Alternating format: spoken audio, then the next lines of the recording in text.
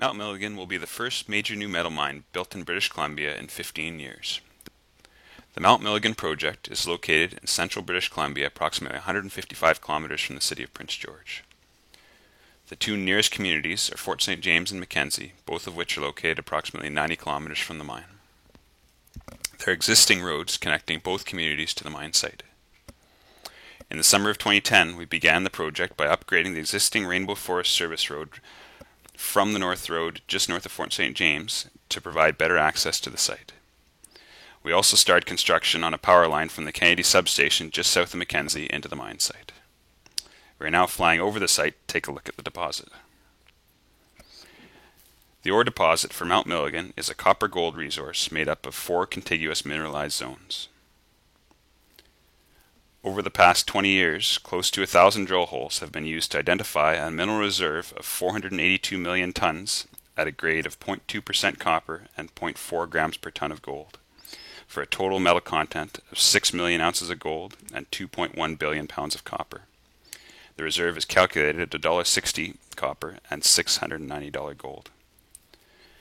The deposit itself is made up of 4 mineralized zones, which we are seeing here in the different colors. In addition to the mineral reserve, the mineral resource, the figure used to suggest the expansion potential of the project, has been calculated using $2 copper and $800 gold. The mineral resource is defined as 707 million tons with a total metal content of 7.5 million ounces of gold and 2.8 billion pounds of copper. Let's take a look now at what will happen on the surface.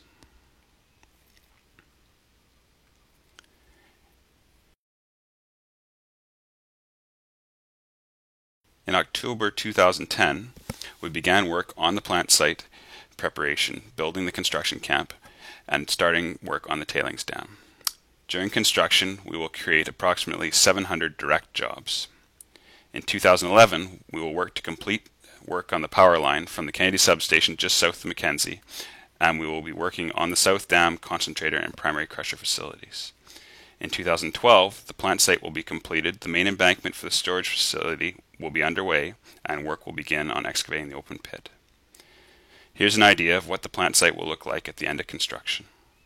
In this shot, we are looking at the concentrator building where all of the ore will be processed. Back through the truck shop, warehouse, and administrative complexes that will be built in 2012 to provide space for the staff and area for working on major equipment. We're now moving into the first year of operations. During operations, we'll create approximately 350 direct full-time jobs. One of the key things about the design of this property is that all of the waste material produced from the open pits goes into the construction of the tailings facility. Any potentially acid-generating material is stored subaqueously within the tailings storage facility. The tailings facility itself will be 10.7 kilometers in circumference with an average final height of approximately 70 meters. The highest point, located at the south dam, will be approximately 100 meters above original ground. During the last 4 years of the mine life, waste material will be backfilled into the open pits, allowing the reclamation process to begin on the tailings storage facility.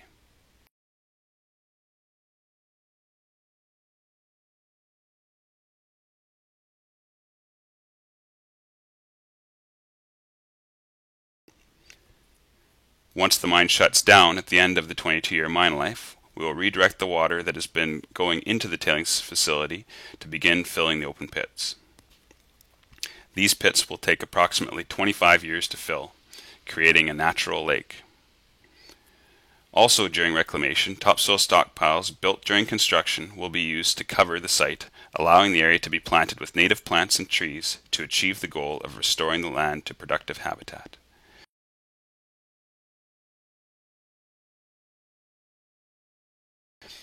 For more information on Mount Milligan, please visit our website at www.mtmilligan.com.